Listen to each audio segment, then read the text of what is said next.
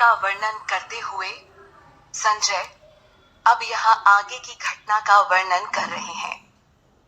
वो बताते हैं कि किस प्रकार अर्जुन करुणा और शोक से व्याकुल हैं। उनकी नेत्र आंसुओं से भर चुके हैं। परिवार के प्रति मोह ने उन्हें युद्ध भाव से विमुख कर दिया है।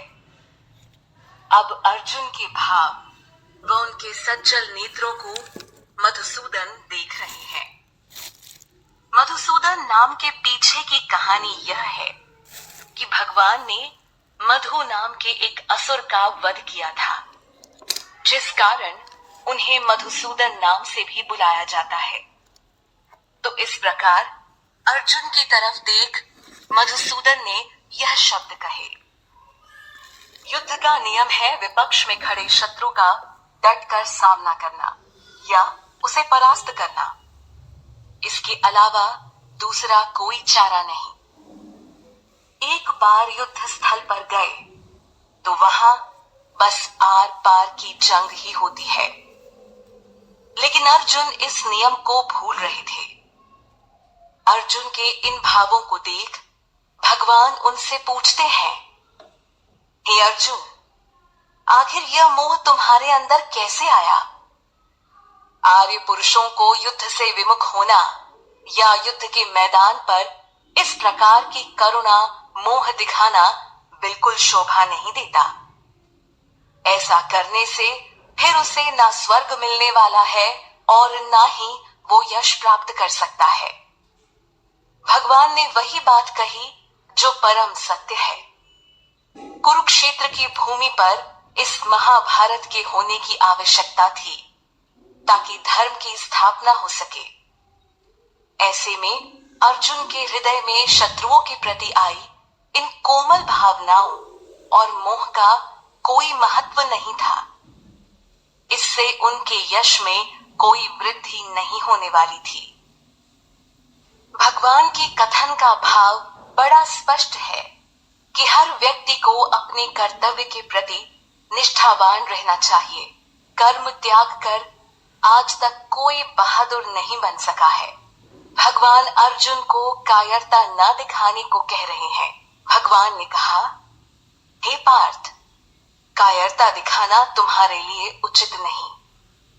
हे परंतप, अपने हृदय की इस दुर्बलता को त्याग दो। यहाँ अर्जुन को परंतप कहकर संबोधित किया गया है, जिसका अर्थ हुआ शत्रुओं का दमन करने वाला। अर्जुन क्षत्रिय थे, तो परिस्थिति के अनुसार उत्पन्न इस युद्ध में शत्रुओं से लड़ना उनका परम धर्म था, न कि उससे विमुख हो जाना। भगवान की बात सुनकर यहाँ अर्जुन उन्हें सिर्फ मधुसूदन ही नहीं बल्कि अरिसूदन नाम से भी पुकारते हैं। मधुसूदन का अर्थ हम बता ही चुके हैं। वो भगवान जिन्होंने मधु नाम के असुर का वध किया था।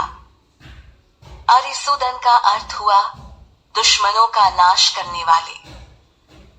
अर्जुन श्री कृष्ण के सामने अपनी दुविधा व्यक्त करते हुए कहते हैं कि हे मधुसूदन, आखिर मैं कैसे द्रोणाचार्य और भीष्म पितामह के विरुद्ध युद्ध करूं? अर्जुन समझ नहीं पा रहे कि आखिर वो किस प्रकार उनके बाणों का सामना करें, क्योंकि वो दोनों ही अर्जुन के लिए बड़े पूजनीय हैं। वो अर्जुन के गुरु थे, तो भला गुरु पर कैसे प्रहार किया जा सकता है? ऐसे में उनके बाणों के खिलाफ अपने बाण छोड़ना यह अर्जुन से नहीं हो पाएगा। अर्जुन के अंतःकरण में सभी रिश्तों का हिसाब किताब चल रहा था, जो उन्हें कर्म करने से रोक रहा था। यहाँ अर्जुन कहते हैं कि अपने महानुभाव गुरुजनों को मारने के बजाय मैं भिक्षा मांगकर जीवन यापन करना पसंद करूंगा। यानी अर्जुन को गुरुजनों का वध करना बिल्कुल उचित नहीं लग रहा, जिनसे उसने जीवन में बहुत कुछ पाया, बहुत कुछ सीखा। अर्जुन समझ रहे हैं कि अगर वो इन सभी महान लोगों को मारकर सारा राज्य व धन भी प्राप्त कर ले तो क्या? आखिर यह सब उनके रक्त से ही तो सना होगा।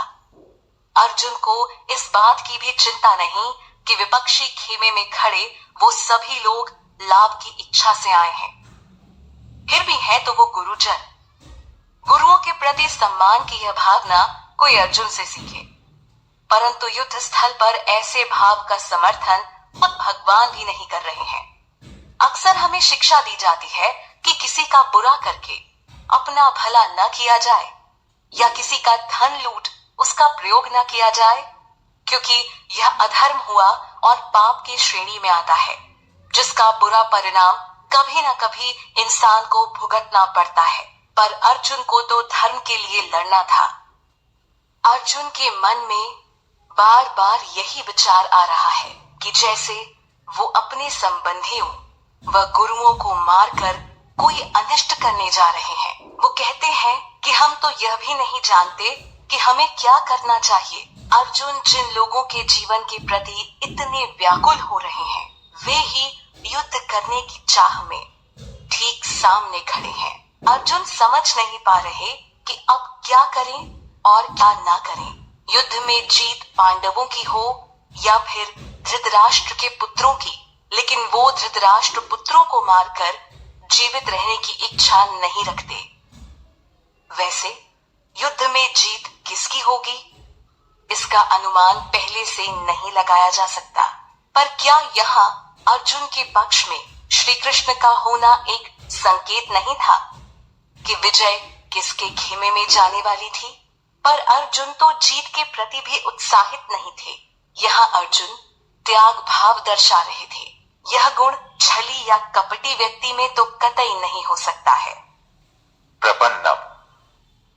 अर्जुन यह बात पहले भी व्यक्त कर चुके हैं, जिसे वो पुनः बोलते हैं कि अगर मुझे धरती पर पूरा धन धान्य, संपूर्ण संपदा व शत्रुहीन राज्य भी मिल जाए तो क्या मुझे उन्हें प्राप्त करके कोई खुशी नहीं होने वाली? अगर उन्हें स्वर्ग के देवताओं पर आधिपत्य मिल जाए तो भी उन्हें इससे कोई लाभ नहीं। अर्जुन तो एक ऐसा रास्ता चाहते हैं जो उनकी इंद्रियों को सुखाने वाले शोक से उन्हें मुक्त कर सके। शोक, चिंता, भय, व्याकुलता और मोह के इस चक्रव्यूह में आज हर कोई फंसा है। हर कोई इससे बाहर निकलना चाहता है, पर कोई बाहर का रास्ता नहीं जानता। महाभारत काल में स्वयं अर्जुन जैसे आत्मिक पुरुष ने श्री कृष्ण की शरण लेकर हम सबको संदेश दिया है कि बिना गुरु के ज्ञान नहीं, ईश्वर ही मुक्ति की सच्ची परिभाषा है। शोक, चिंता से बाहर आने का एकमात्र रास्ता है भगवान की शरण लेना, जिस शरण में अर्जुन को भी जाना पड़ा और अब उनके मन की कमान खुद भगवान श्री कृष्ण संभालने वाले थे। धृतराष्ट्र के सामने युद्ध स्थली की व्याख्या प्रस्तुत करते हुए संजय अर्जुन के मनोभाव को बता रहे हैं। संजय ने उन्हें बताया कि किस प्रकार अपने संबंधियों के साथ युद्ध करने के विचार से अर्जुन दुखी है और अब वो भगवान श्री कृष्ण से इस शोक शंका का समाधान चाहते हैं। अर्जुन ने उनकी शरण ले ली है, लेकिन यहाँ वो भगवान ऋषिकेश से बोलते हैं कि हे गोविंद, मैं युद्ध नहीं करूंगा, और ये बोल वो चुप हो जाते हैं। यहाँ अर्जुन को गुडाकेश बोला गया है। गुडा का अर्थ निद्रा है। अर्जुन ने निद्रा पर विजय पाली थी, जिस कारण उनका यह नाम पड़ा। अर्जुन इतने सक्षम थे कि अपने शत्रुओं को आसानी से मार देते। वैसे धृतराष्ट्र जैसे विपक्षी को यह सुनकर जरूर अच्छा लगा होगा कि अर्जुन युद्ध नहीं करना चाहते, लेकिन यह जानकर कि अब वो भगवान श्री कृष्ण के शरणागत होने जा रहे हैं, धृतराष्ट्र पुनः चिंतित हो गया होगा। अर्जुन के लिए भगवान श्री कृष्ण उनके सारथी बने। फिर शोक और चिंता से घिरे अर्जुन का मार्गदर्शन करने के लिए श्री कृष्ण ने उनके गुरु का किरदार निभाना भी स्वीकार किया, जो कि समस्त जगत के गुरु हैं। भगवान के प्रति शरणागत होने का अर्थ ही है समाधान को प्राप्त करना। दोनों सेनाओं के बीच अर्जुन का रथ खड़ा था और वो चिंतित दिख रहे थे। संजय इसका वर्णन धृतराष्ट्र से करते हुए बोलते हैं कि हे भरतवंशी, अर्जुन की इस स्थिति को देख भगवान कृष्ण मुस्कुराए और उनसे यह कहा। श्री भगवान अर्जुन की बात पर थोड़ा कटाक्ष करते हुए कहते हैं कि तुम बातें तो बड़े ज्ञानी और पंडितों वाली कर रहे हो, लेकिन यह नहीं जानते कि किसके लिए शोक किया जाना चाहिए और किसके लिए नहीं। ऐसी अवस्था कलयुग में एक आम व्यक्ति की देखी जा सकती है, जो हर समय व्यर्थ की चिंता, शोक और मोह में फंसा हुआ है, फिर भी ज्ञान बघारने से बाज नहीं आता। वो अपने खुद के द्वारा जमा ज्ञान से इतना भी समझ नहीं पाता कि आखिर किसके लिए उसे चिंता और शोक करना चाहिए। लेकिन ध्यान रहे, ऐसे लोगों से अर्जुन की कोई तुलना नहीं, जिसे स्वयं भगवान कृष्ण एक सखा के रूप में मिले, संबंधी के रूप में मिले, एक सारथी के रूप में मिले और वो एक गुरु रूप में भी मिले। ऐसे अर्जुन की तुलना किसी आम व्यक्ति से की ही नहीं जा सकती। भगवान श्री कृष्ण यहाँ साफ तौर पर कहते हैं कि तुम ऐसे लोगों के लिए शोक कर रहे हो जो इसके योग्य नहीं है। साथ ही भगवान बताते हैं कि एक विद्वान न तो मरे हुए के लिए शोक करता है और न ही जीवित व्यक्ति के लिए शोक करता है। यहाँ भगवान सनातन परंपरा की एक झलक प्रस्तुत करते हुए नजर आते हैं। सनातन यानी जो शाश्वत है, जो नित्य है और जो हमेशा बना रहने वाला है। श्री भगवान बोलते हैं कि ऐसा कभी नहीं था कि किसी काल में मैं ना रहूं, या तुम ना रहे हो, या यहाँ उपस्थित राजा लोग ना रहे हो। अर्जुन, ऐसा भी कभी नहीं होने वाला कि भविष्य में हम सब नहीं रहेंगे। सनातन धर्म आत्मा के शाश्वत रूप को प्रस्तुत करता है, जहां न आत्मा की मृत्यु होती है और न जन्म। यह हमेशा से थी और आगे भी हमेशा रहेगी। शरीर और आत्मा के बीच अंतर के इस ज्ञान को ही भगवान ने भगवत गीता के माध्यम से सबके सामने रखा है। श्री भगवान ने अर्जुन के सामने इस बात को रखा क्योंकि उनको हर जन्म और काल याद है, पर एक आम व्यक्ति दूसरा शरीर लेते ही अपने पिछले जीवन को भूल जाता है, क्योंकि उसके ज्ञान और स्मरण शक्ति सीमित है। साथ ही उसकी बुद्धि माया से ढक जाती है। तभी तो अपने शाश्वत होने की विचारधारा से जुड़ नहीं पाता और शोक चिंता में जीवन बिता देता है। उसके लिए वर्तमान का जीवन ही सब कुछ है। अर्जुन ज्ञानी होते हुए भी भ्रमित हो गए थे। तभी भगवान ने उन्हें राह दिखाई। यहाँ आखिर भगवान कृष्ण ने स्पष्ट रूप से शरीर और आत्मा के अंतर पर वर्णन किया। श्री भगवान ने बताया कि आत्मा तो अमर है, जो कभी नहीं मरती। जिस धीर पुरुष को इसका ज्ञान है, वो शरीर के खत्म होने पर शोक नहीं करता और ना विचलित होता है। कहने का मतलब हुआ कि एक धीर पुरुष शरीर के परिवर्तन में किसी प्रकार का मोह नहीं रखता है। इस आत्मा को शरीर रूपी वाहन मिलता है, जिससे वो बाल्यावस्था से तरुणावस्था और तरुणावस्था से वृद्धावस्था में अपना सफर करती है। वह बूढ़े शरीर के नष्ट होने के बाद फिर एक नए शरीर को प्राप्त करती है, जहां फिर से यही क्रम चलता है। लेकिन आत्मा का रूप शाश्वत है। भगवान अर्जुन को यही समझाना चाह रहे हैं कि मूल्य तो आत्मा का है, तो वो भला कौन सा अपने परिजनों की आत्मा को मार रहे हैं। उनके शरीर परिवर्तन की चिंता किए बिना अर्जुन को बस युद्ध करना चाहिए। भगवान श्री कृष्ण आगे बताते हैं कि जीवन में जितने भी सुख दुख आते हैं, वो सब क्षणिक होते हैं। ना तो दुख ज्यादा समय रुकेगा और ना ही सुख। ठीक वैसे ही जैसे सर्दी और गर्मी के मौसम आते जाते रहते हैं। हमें यह नहीं मानकर बैठ जाना चाहिए कि अगर जीवन में सुख आया है तो अब कभी दुख नहीं आएगा, या इसका ठीक उल्टा। लेकिन हम में दोनों को सहन करने की शक्ति व ज्ञान होना चाहिए, ताकि कठिन परिस्थितियों में विचलित न हो जाए। भगवान कृष्ण कहते हैं, हे भरतवंशी, जीवन में यह सारे अनुभव हमें अपनी इंद्रियों और विषयों के संयोग से मिलते हैं। भरतवंशी के अलावा वैसे यहाँ अर्जुन को कौन्तेय यानी कुंती के पुत्र के नाम से भी बुलाया गया। भगवान के कथन अनुसार इंसान की इंद्रियां ही सुख दुख के बोध का मुख्य कारण है। व्यक्ति को जरूरत है कि वो बिना विचलित हुए इन सब समस्याओं को सहन कर जाए और सहन करने की कला सीखे। सुख दुख के भाव के कारण व्यक्ति को अपने कर्म से विमुख नहीं होना चाहिए। कर्म सिद्धांत पर ही अपनी बात जारी रखते हुए भगवान श्री कृष्ण कहते हैं कि सुख दुख से किसी को भी विचलित नहीं होना चाहिए। जो पुरुष ऐसा करने में सफल हो जाता है या सक्षम है वो अवश्य ही मुक्ति के योग्य है। यहाँ वो अर्जुन को पुरुष ऋषभ कहकर बुलाते हैं, जिसका अर्थ हुआ सभी मनुष्यों में श्रेष्ठ। जीवन में हर कोई आने वाले सुख दुख की कड़ी से एक दिन व्याकुल होकर थका सा अनुभव करता है। वो कोई तीसरा रास्ता चाहता है। भगवान यही रास्ता तो हमें बता रहे हैं कि सुख दुख में से किसी को भी गंभीरता से ना लेकर दोनों में संभाव बनाकर रखा जाए। इसी से जीवन में स्थिरता आती है और मन शांति को प्राप्त करता है। व्यर्थ के कल्मश जीवन से खत्म होने लगते हैं और धीरे धीरे मुक्ति की ओर बढ़ता है। पिछले श्लोक में भगवान कृष्ण ने अर्जुन को पुरुष ऋषभ नाम से संबोधित करके बताया कि वो सभी मनुष्यों में श्रेष्ठ हैं, लेकिन मोह रूपी अंधकार ने उनकी बुद्धि को ढक लिया है। अब श्री कृष्ण उनको प्रकाश दिखाने आए हैं। कृष्ण का ज्ञान सिर्फ अर्जुन के लिए ही नहीं था, बल्कि वो ज्ञान तो आज हम सब का भी मार्गदर्शन कर रहा है।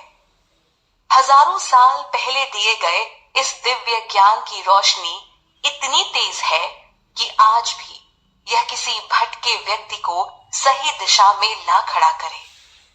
वरना एक दीप जलने से होने वाला उजाला भला कितनी देर ठहरता है, पर यह रोशनी तो स्वयं भगवान कृष्ण से आने वाली है, जिसके बुझने का सवाल ही नहीं। यहाँ अर्जुन को भगवान बता रहे हैं कि तत्वदर्शियों ने भी यही पता लगाया है कि असत्य का कोई अस्तित्व नहीं होता है, क्योंकि वो हर वक्त बदलता रहता है, जबकि इसके विपरीत सत्य कभी भी बदलता नहीं। वो एक जैसा ही रहता है, यानी शाश्वत। शाश्वत को आत्मा के रूप में समझा जा सकता है, जो कभी बदलती नहीं, जबकि यह शरीर हर बार बदल जाता है। तत्वदर्शियों का जिक्र करके भगवान कृष्ण अर्जुन के विश्वास को और मजबूत करते हैं कि ऐसा सिर्फ वो नहीं कह रहे, बल्कि तत्वदर्शी भी इसी परिणाम पर आए हैं। भगवान कृष्ण अर्जुन का ध्यान अविनाशी तत्व की ओर दिला रहे हैं। वो अर्जुन को बोलते हैं कि तुम इस अविनाशी तत्व को अच्छे से जान लो, जो इस पूरे शरीर के अंदर व्याप्त है, जो आत्मा है। आत्मा के निकलते ही शरीर का कोई महत्व नहीं रह जाता। शरीर तो नाशवान है, जबकि अर्जुन अपने परिवारजनों के शरीर के नष्ट हो जाने की चिंता में पड़ा हुआ था। वो शरीर में रहने वाली आत्मा के महत्व को नहीं जान पा रहे थे। आत्मा का ज्ञान यही तो श्री कृष्ण करवा रहे हैं। वो बताते हैं कि इस आत्मा को कभी भी नष्ट नहीं किया जा सकता, बस शारीरिक भाव से बाहर आने की आवश्यकता है। तभी पता चल सकेगा कि युद्ध भूमि पर कौन मरने वाला है।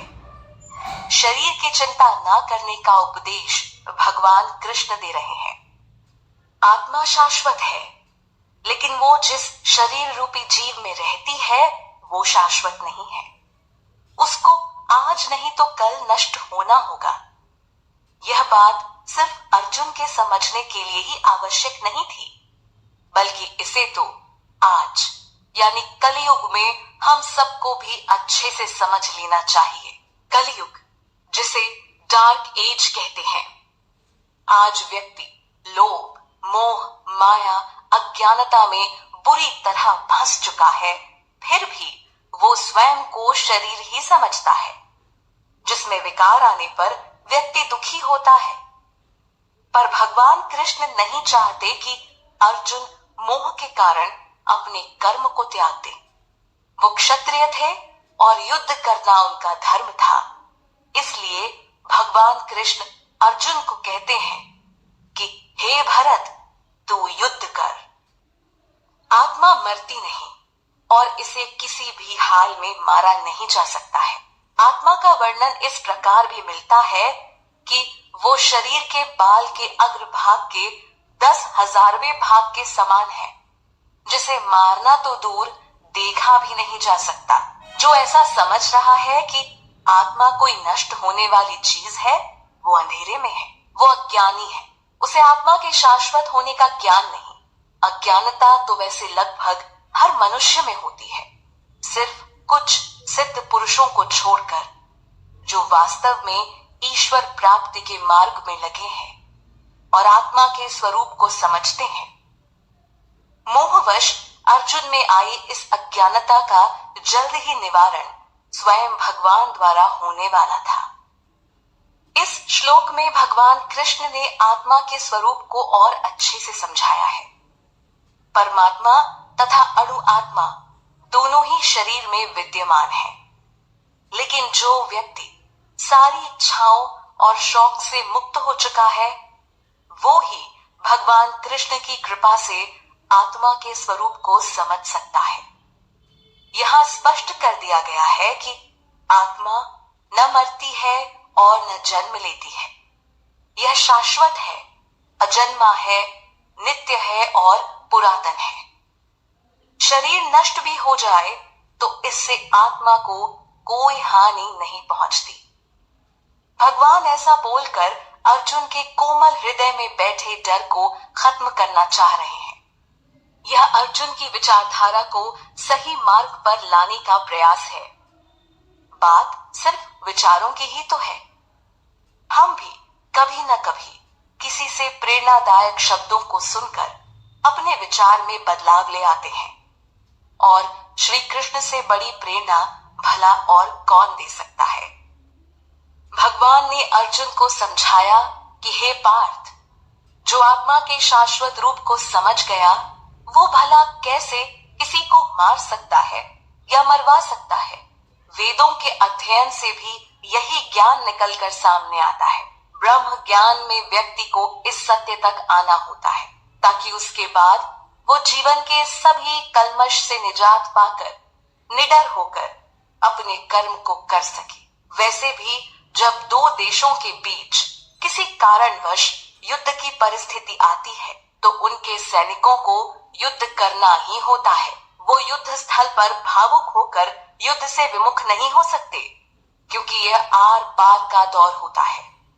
जब शांति के सारे प्रयास विफल हो जाते हैं, तब कई बार आर पार की जंग करनी पड़ती है, जैसे कि पांडवों को कौरवों के साथ करनी पड़ी थी, जिसका कारण साफ था कौरवों द्वारा छल से पांडवों का राज्य हड़प लिया जाना। यहाँ अपनी बात को और सरल बनाने के लिए श्री भगवान ने एक उदाहरण प्रस्तुत किया है। वो कहते हैं कि जिस तरह व्यक्ति अपने कपड़ों के पुराना हो जाने पर या फिर उसके फट जाने पर उसे दोबारा नहीं पहनता और उसे फेंक देता है, ठीक उसी तरह आत्मा काम करती है। वो एक शरीर में एक समय तक रहती है। समय पूरा होने पर जब शरीर वृद्ध हो जाता है और कोई काम नहीं कर पाता, तब आत्मा उसे छोड़कर अगला शरीर ग्रहण कर लेती है। दूसरा शरीर जो उसके पिछले कर्मों के आधार पर तैयार होता है। श्री कृष्ण का यूं उदाहरण देकर बात को समझाना बड़ा अच्छा है, क्योंकि आत्मा के स्वरूप को समझना इतना भी आसान नहीं है। हालांकि अर्जुन एक ज्ञानी पुरुष थे, पर कलयुग में इंसान का कुछ और ही हाल है। उन्हें सरल से सरल भाषा की आवश्यकता है। जब एक छोटे बच्चे को कोई बात ठीक से समझ नहीं आती, तो उसे कोई सरल उदाहरण देकर बात समझाने की कोशिश की जाती है। इस तरह भगवान श्री कृष्ण ने सिर्फ अर्जुन का ही भला नहीं किया, बल्कि इस युग के लोगों के लिए भी अपने दिव्य ज्ञान को आसान बना दिया।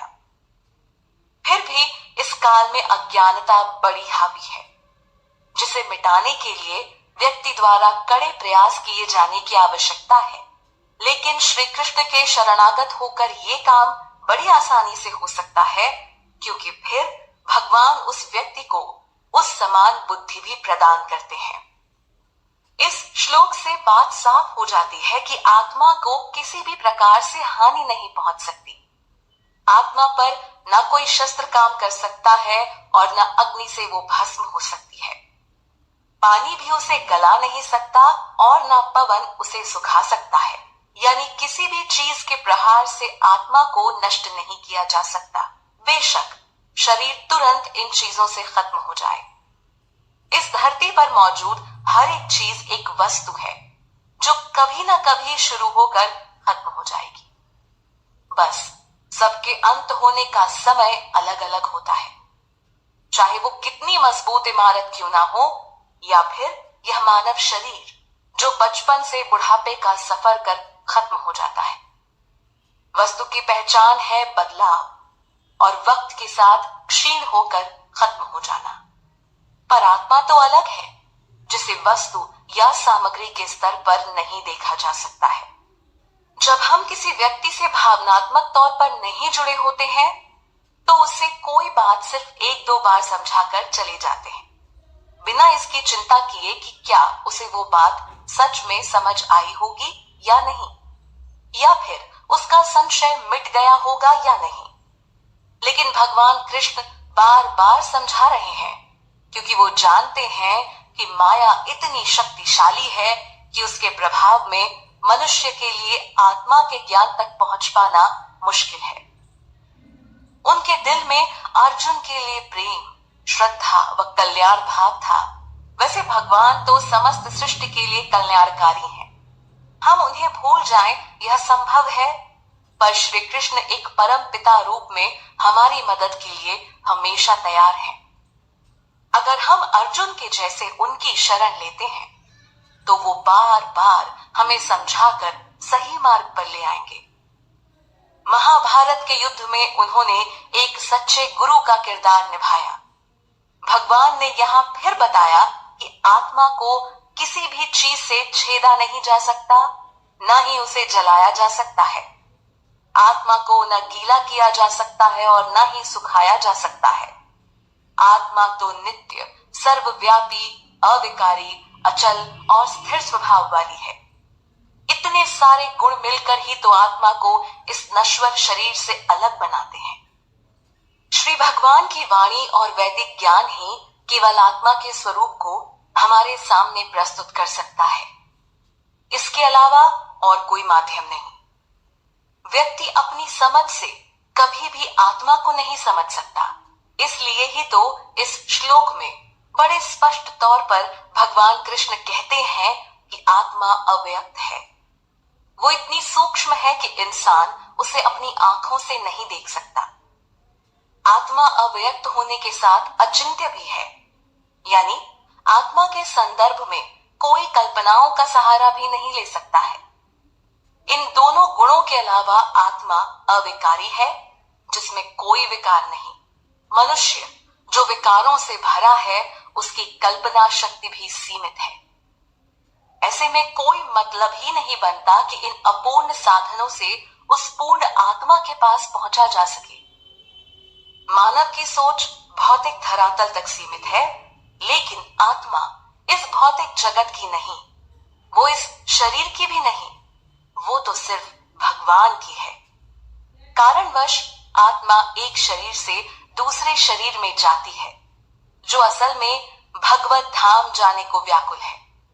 इसी कारण अर्जुन को समझाते हुए श्री कृष्ण ने स्पष्ट कहा कि यह सब जानकर तुम्हें शोक नहीं करना चाहिए।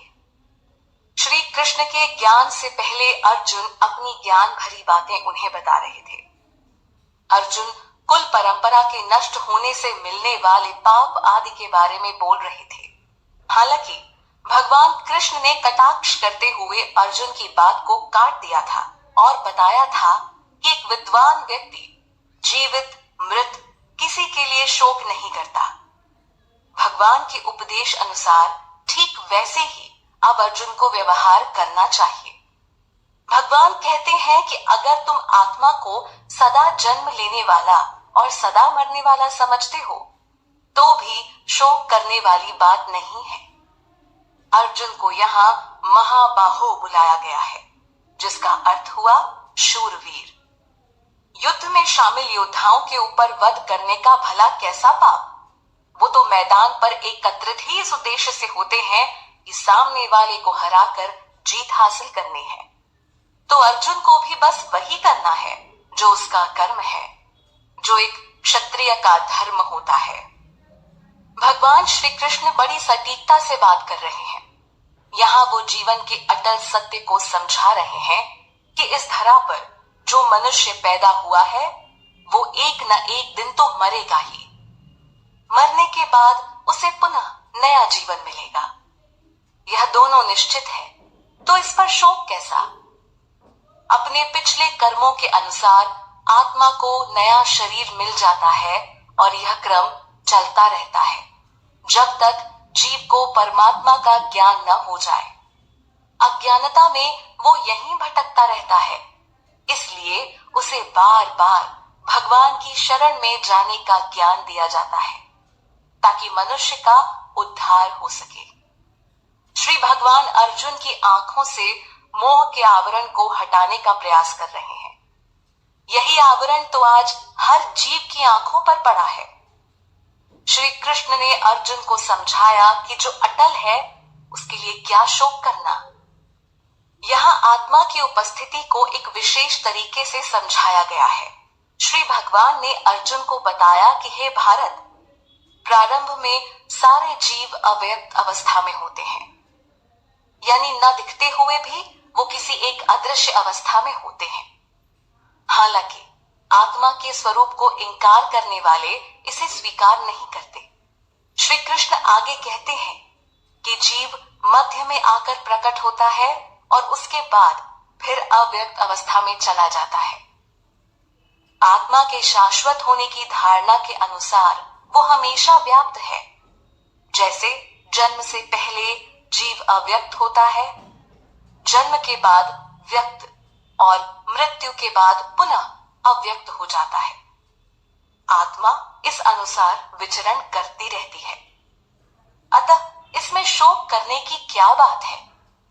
भगवान कृष्ण शरीर को महत्व न देने पर बार बार जोर दे रहे हैं ताकि अर्जुन मोह की दुनिया से बाहर निकल आए। वैसे देखा जाए तो श्री कृष्ण जो स्वयं भगवान है, चाहते तो एक पल में ही पूरे युद्ध की काया पलट सकते थे। उनके रहते पांडवों के लिए जीत कौन सी बड़ी बात थी? पर अर्जुन के विषाद के चलते ही आज हम सबको भगवत गीता का अमूल्य उपहार मिल सका है, जिसके लिए उन्हें कोटि कोटि नमन है। भगवत गीता सिर्फ ज्ञान का पिटारा नहीं है, हम जैसे बुद्ध जीवात्माओं के लिए मुक्ति का मार्ग है। इस श्लोक में श्री भगवान ने अर्जुन को बताया कि कैसे कुछ लोग आत्मा को आश्चर्य से देखते हैं, तो कोई इसका आश्चर्य से वर्णन करता है और कोई इसके बारे में आश्चर्य से सुनता है। लेकिन इन सब के बीच कुछ ऐसे लोग भी होते हैं जो आत्मा के स्वरूप के बारे में सुनकर भी कुछ नहीं समझते। उनके द्वारा आत्मा को न समझ पाने का मूल कारण है देहात्म बुद्धि द्वारा आत्मा को समझने की कोशिश, जो कभी सफल नहीं हो सकती।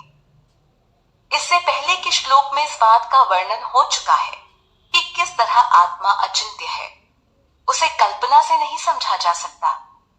आत्मा अव्यक्त है और इतनी सूक्ष्म है कि इन भौतिक आंखों से उसे नहीं देखा जा सकता है। इसके बावजूद भी कुछ लोग ऐसे होते हैं जो सिर्फ उन चीजों पर विश्वास करते हैं जिनका अनुभव वो अपनी भौतिक इंद्रियों द्वारा ले सकते हो, पर आत्मा इससे परे है। तभी वो इसके बारे में सुनकर भी कुछ समझ नहीं पाते हैं।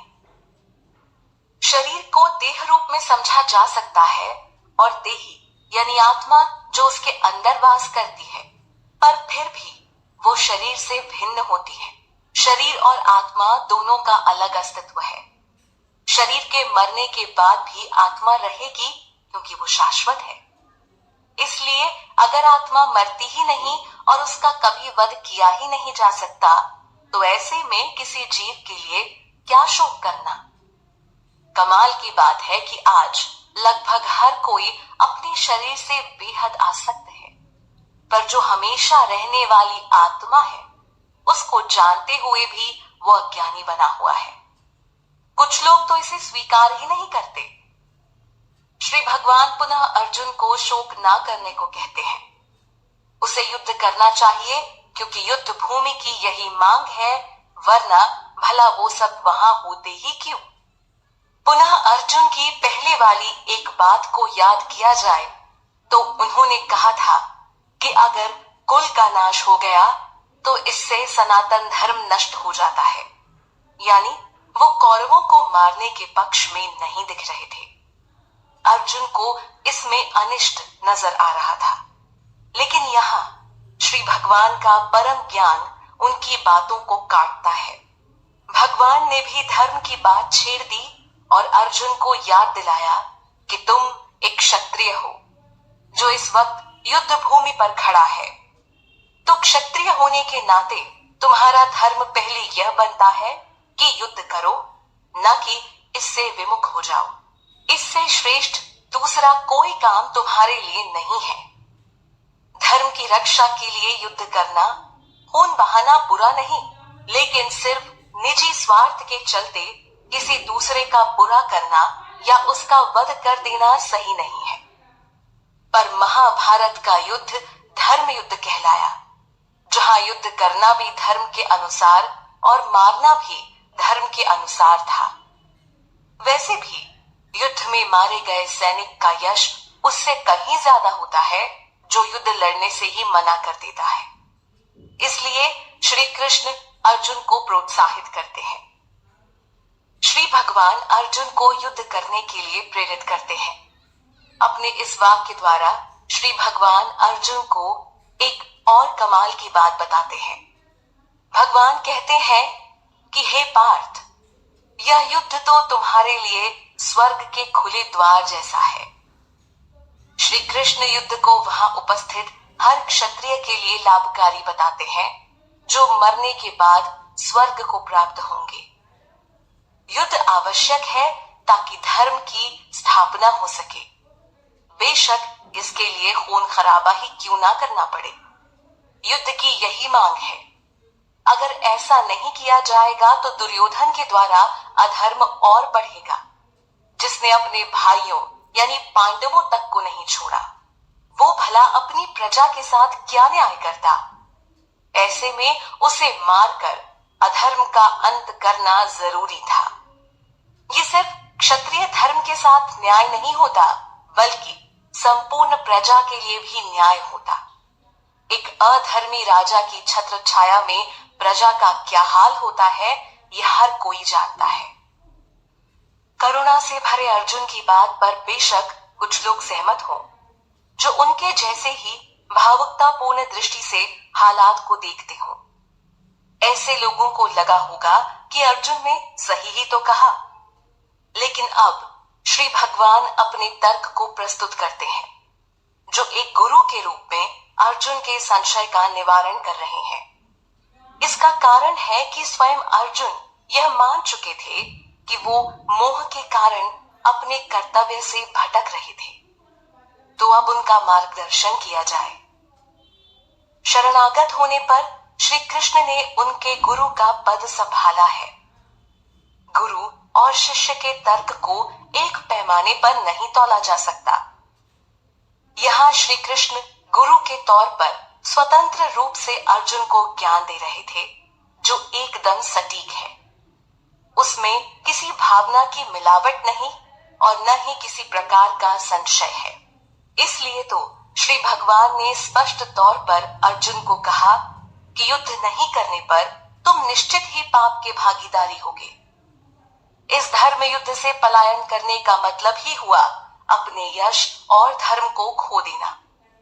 श्री कृष्ण द्वारा कही यह बात सत्य ही तो है। क्योंकि युद्ध से भागे हुए सैनिक को देश की जनता देशद्रोही या भगोड़ा जैसे शब्द कहकर अपमानित करती है, जो एक क्षत्रिय को बिल्कुल शोभा नहीं देता। इस कारण अर्जुन को निडर होकर अपना क्षत्रिय धर्म निभाना चाहिए। भगवान कृष्ण अर्जुन को बताते हैं कि अगर वो युद्ध नहीं करता और युद्ध भूमि से बिना लड़े ही लौट जाता है, तो इसके बाद हर जगह ही उसका अपयश गाया जाएगा। देश की रक्षा एक क्षत्रिय के हाथों में होती है। अगर वो अपने कर्तव्य को ना करे तो भला कौन उसका मान करेगा।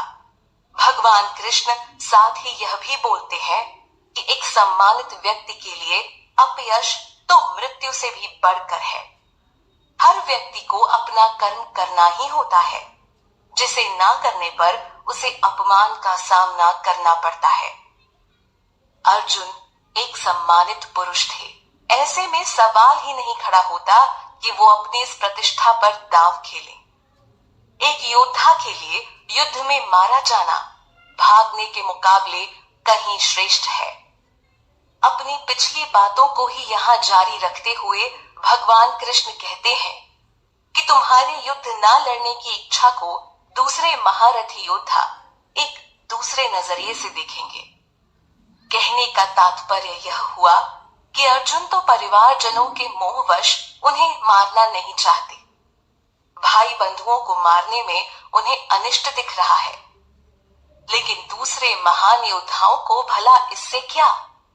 वो तो अर्जुन को सीधे सीधे तौर पर कायर कह देंगे, जो कि डर के मारे युद्ध भूमि छोड़कर भाग गया।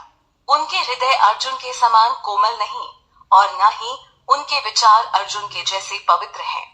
अर्जुन ने मैदान छोड़ा तो हर कोई उसे तुच्छ मानेगा। जो भी उन्हें पहले सम्मान देता आ रहा था, वो भी अर्जुन की निंदा करेंगे, आलोचना करेंगे। इसलिए अर्जुन के लिए यह बिल्कुल अनुकूल नहीं कि अब वो युद्ध स्थली से वापस लौट जाए। भगवान कृष्ण अर्जुन को युद्ध न करने के दुष्परिणाम बता रहे हैं। भगवान कहते हैं कि अर्जुन, अगर तुम युद्ध से विमुख होते हो तो तुम्हारे शत्रु तुम्हारे सामर्थ्य का मजाक उड़ाएंगे। वो ऐसे ऐसे कटु वाक्य बोलेंगे जिसे कोई भी सुनना पसंद नहीं करेगा।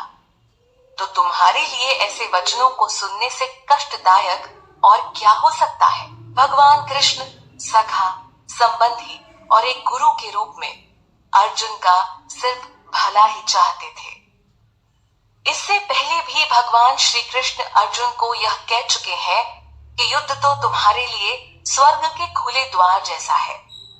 यहाँ भी भगवान पुनः इसी बात पर जोर देते हुए कहते हैं कि हे कुंती पुत्र, अगर तुम युद्ध करते हुए मारे भी जाओगे तो भी स्वर्ग को प्राप्त होगे, और अगर युद्ध जीत गए तो पृथ्वी का पूरा राज्य भोग करोगे। इसलिए खड़े हो जाओ और निश्चय पूर्वक युद्ध करो।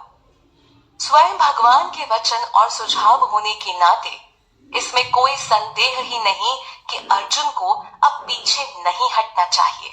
वैसे देखा जाए तो ये पूरा जीवन ही एक युद्ध के समान है, जहां हम सबको अपने अपने हिस्से की लड़ाई लड़नी है और इसमें कोई पीछे नहीं हट सकता, वरना वही होगा जो कृष्ण ने कहा, कर्म से विमुख होने पर व्यक्ति अपनी प्रतिष्ठा खो बैठता है।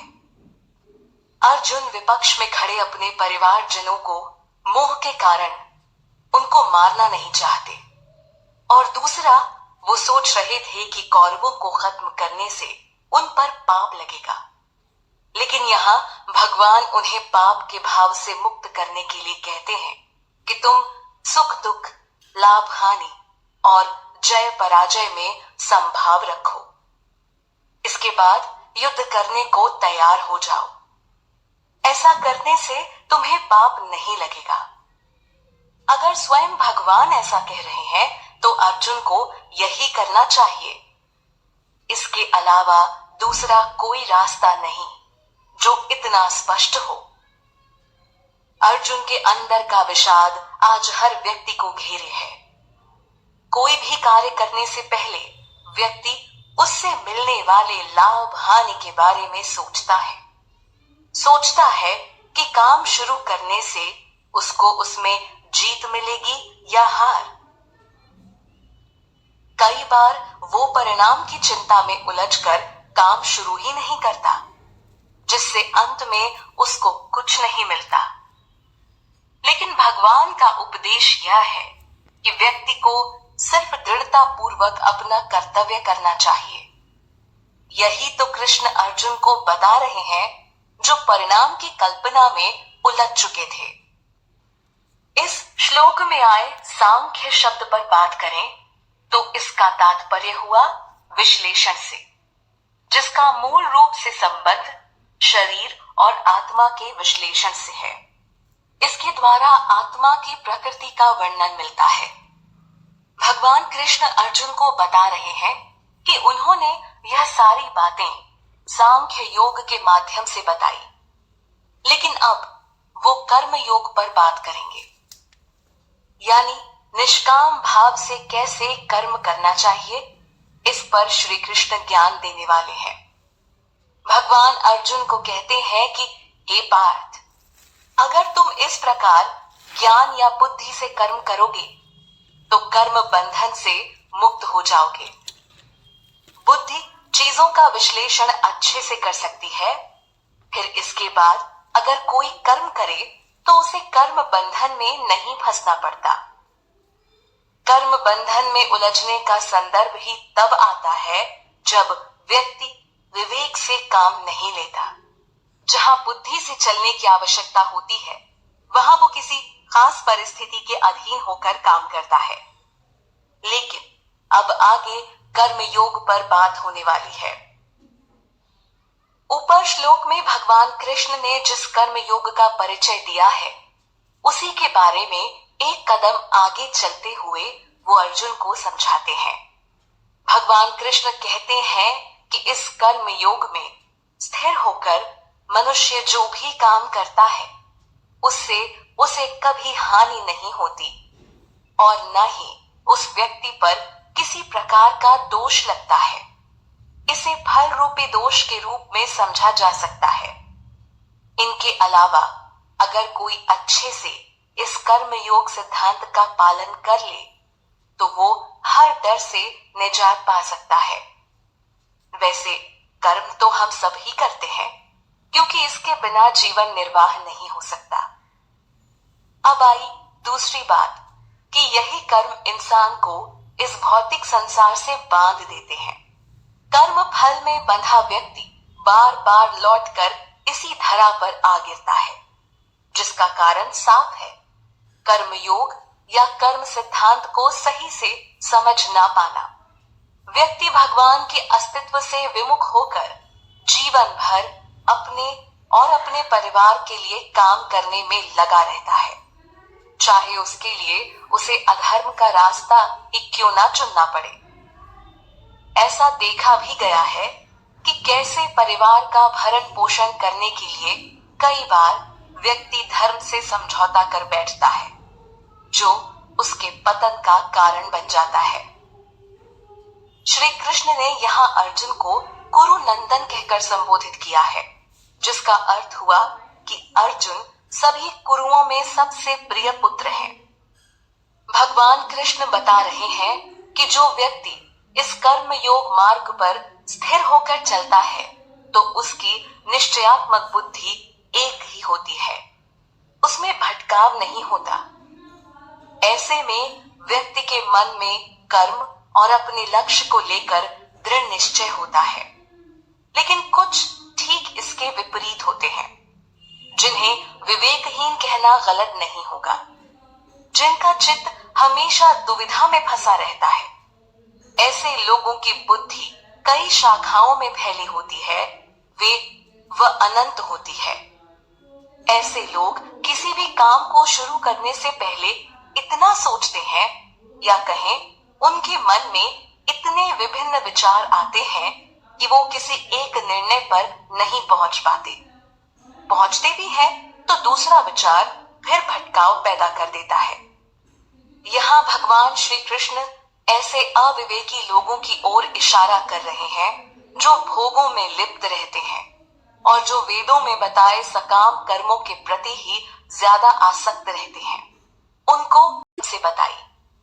लेकिन अब वो कर्म योग पर बात करेंगे, यानी निष्काम भाव से कैसे कर्म करना चाहिए। इस पर श्री कृष्ण ज्ञान देने वाले हैं। भगवान अर्जुन को कहते हैं कि हे पार्थ, अगर तुम इस प्रकार ज्ञान या बुद्धि से कर्म करोगे तो कर्म बंधन से मुक्त हो जाओगे। बुद्धि चीजों का विश्लेषण अच्छे से कर सकती है, फिर इसके बाद अगर कोई कर्म करे तो उसे कर्म बंधन में नहीं फंसना पड़ता। कर्म बंधन में उलझने का संदर्भ ही तब आता है जब व्यक्ति विवेक से काम नहीं लेता। जहां बुद्धि से चलने की आवश्यकता होती है, वहां वो किसी खास परिस्थिति के अधीन होकर काम करता है। लेकिन अब आगे कर्म योग पर बात होने वाली है। ऊपर श्लोक में भगवान कृष्ण ने जिस कर्म योग का परिचय दिया है, उसी के बारे में एक कदम आगे चलते हुए वो अर्जुन को समझाते हैं। भगवान कृष्ण कहते हैं कि इस कर्म योग में स्थिर होकर मनुष्य जो भी काम करता है, उससे उसे कभी हानि नहीं होती और न ही उस व्यक्ति पर किसी प्रकार का दोष लगता है। इसे फल रूपी दोष के रूप में समझा जा सकता है। इनके अलावा अगर कोई अच्छे से इस कर्म योग सिद्धांत का पालन कर ले तो वो हर डर से निजात पा सकता है। वैसे कर्म तो हम सब ही करते हैं, क्योंकि इसके बिना जीवन निर्वाह नहीं हो सकता। अब आई दूसरी बात कि यही कर्म इंसान को इस भौतिक संसार से बांध देते हैं। कर्म फल में बंधा व्यक्ति बार बार लौटकर इसी धरा पर आ गिरता है, जिसका कारण साफ है। कर्म योग या कर्म सिद्धांत को सही से समझ ना पाना।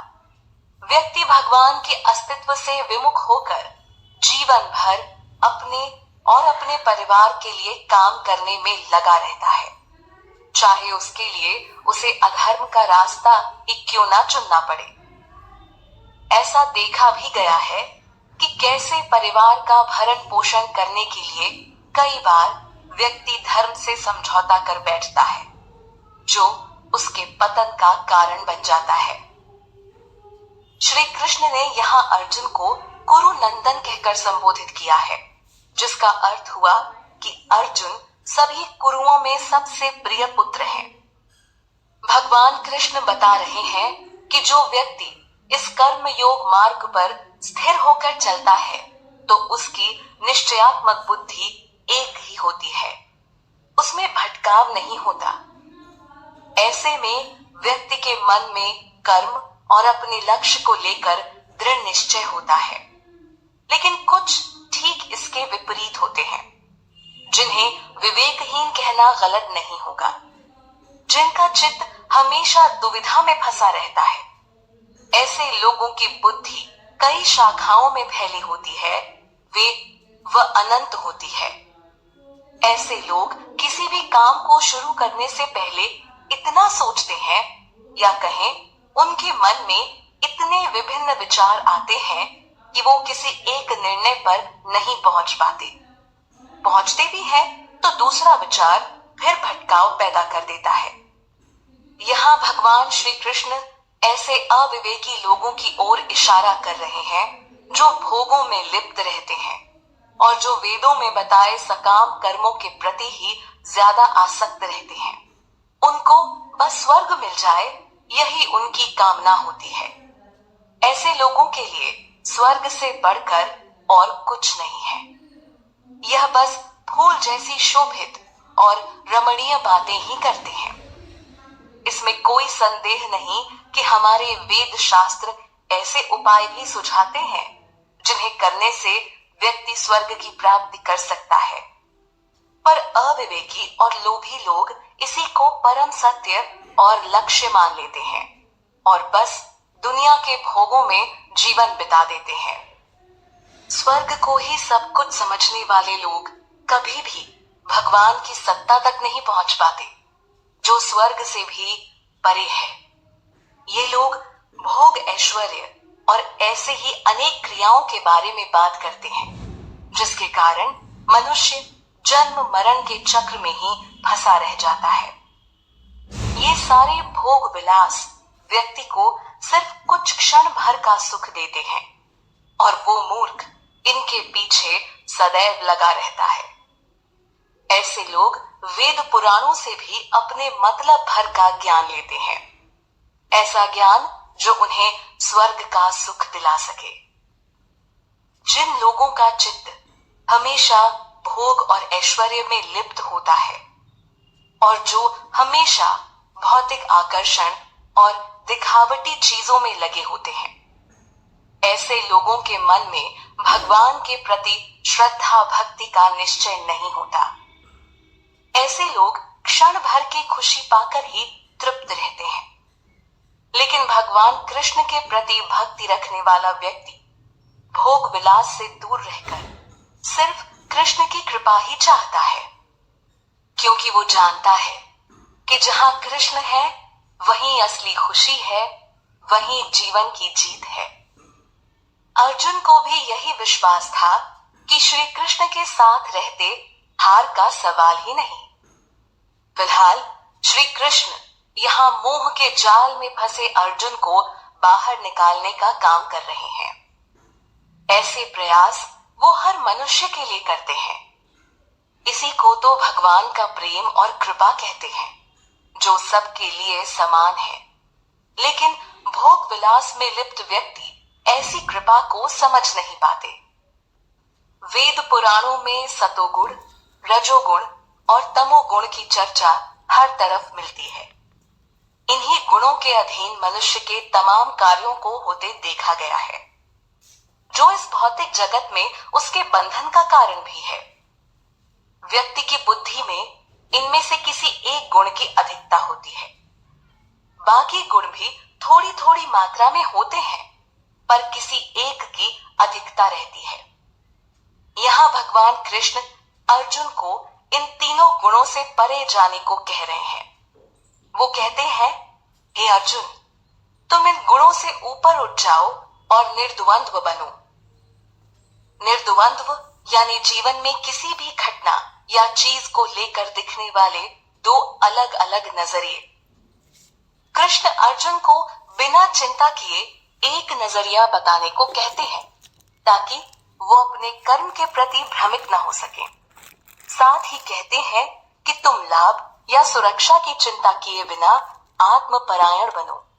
परमात्मा में चित्त को स्थिर करना एक जटिल कार्य है, लेकिन सबसे आवश्यक कार्य भी यही है।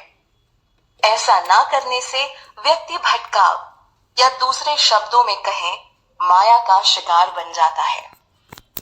सभी वेद पुराणों का मूल उद्देश्य व्यक्ति को आत्म साक्षात्कार की ओर अग्रसर करना है, जिसका अर्थ हुआ खुद की ओर भगवान की स्थिति को समझना, इन दोनों के बीच संबंध को समझना और यह जानना कि हम भगवान कृष्ण के ही अंश हैं।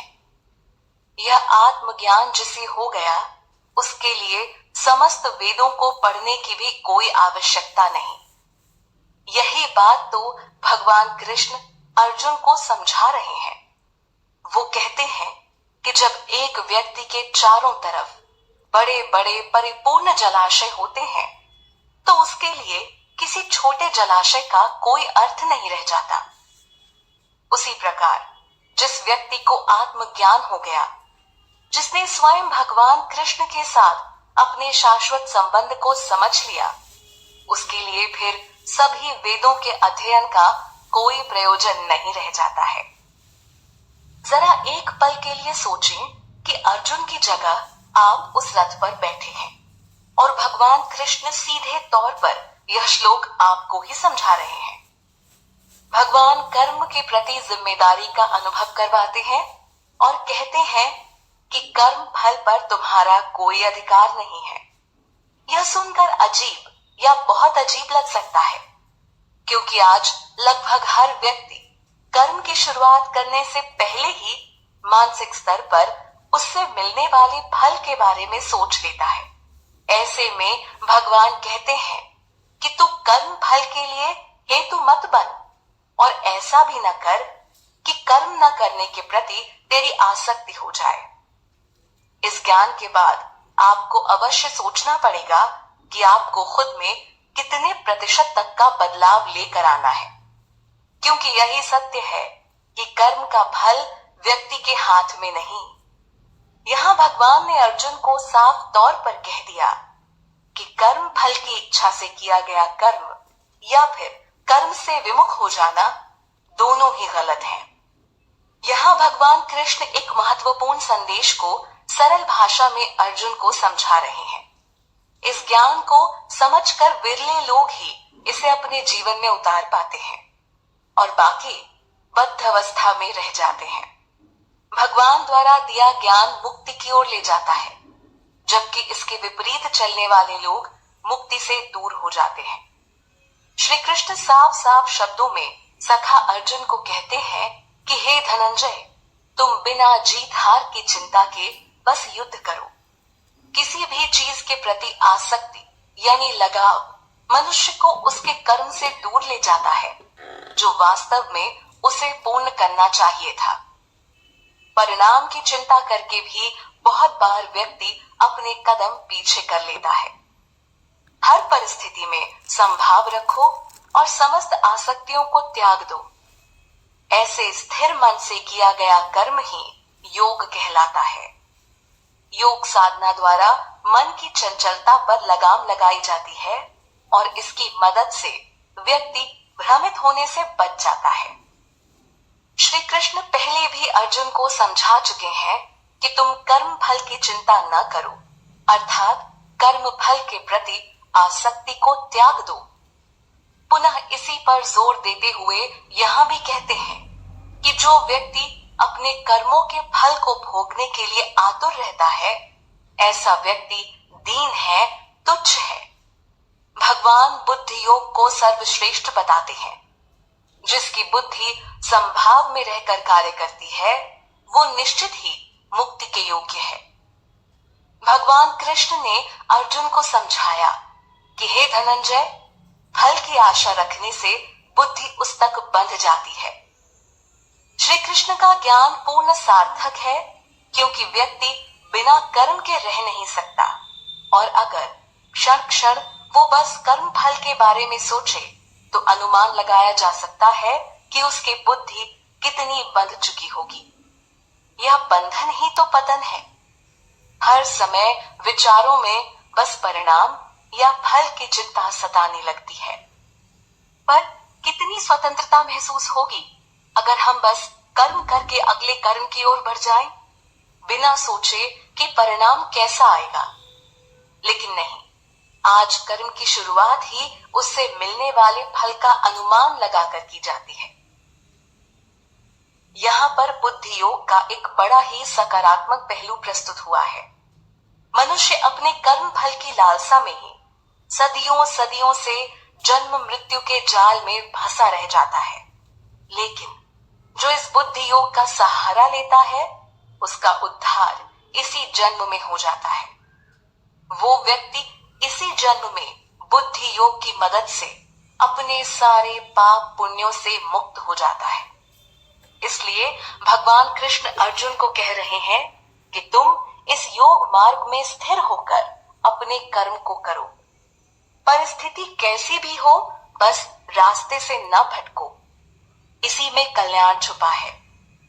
बिना भगवत गीता सुने पढ़े कर्म की इस गहराई तक पहुंच पाना आसान नहीं। तभी तो भगवान कृष्ण ने अर्जुन का गुरु बनना स्वीकार किया।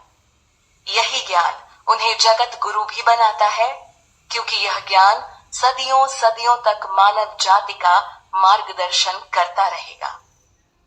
श्री कृष्ण बताते हैं कि इस बुद्धि योग में स्थित जितने भी ज्ञानी जन हैं, वो अपने कर्म फलों को त्याग देते हैं, जिससे वो सभी जन्म मृत्यु के बंधन से मुक्त हो जाते हैं। वो सभी भगवत प्राप्ति करते हैं। कर्म फल हमेशा से चिंता का कारण है। पर जिसने इसके प्रति मोह को त्याग दिया तो उसके लिए भला कैसा दुख और कैसी चिंता। उसकी स्थिति मुक्त हो जाती है।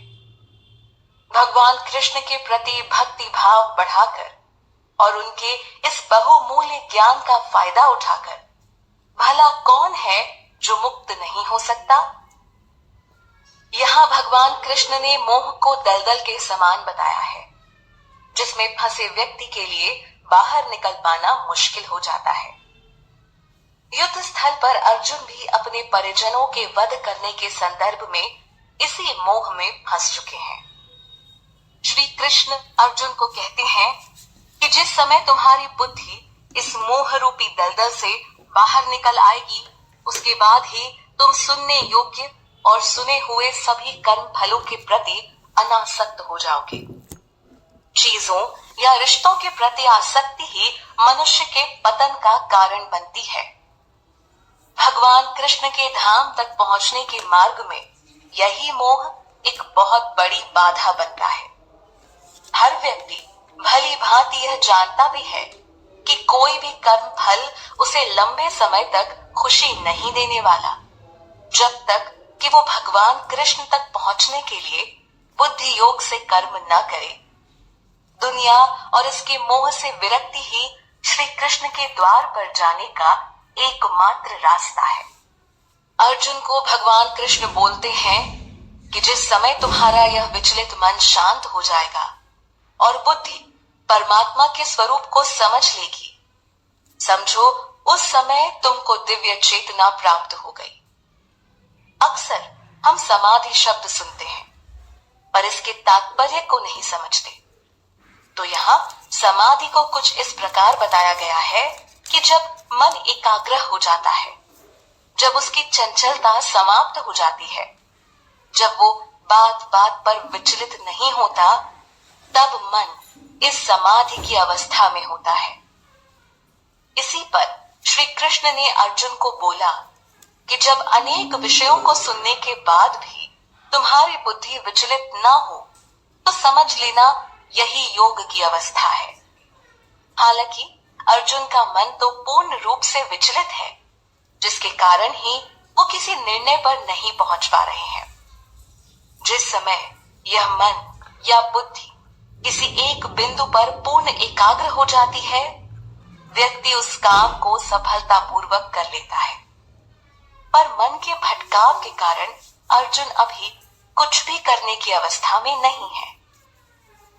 भगवान श्री कृष्ण ने समाधि में स्थित व्यक्ति के गुणों को अर्जुन के सामने कुछ इस तरह प्रस्तुत किया कि अब अर्जुन इसके बारे में और जानने के लिए आतुर हो गए।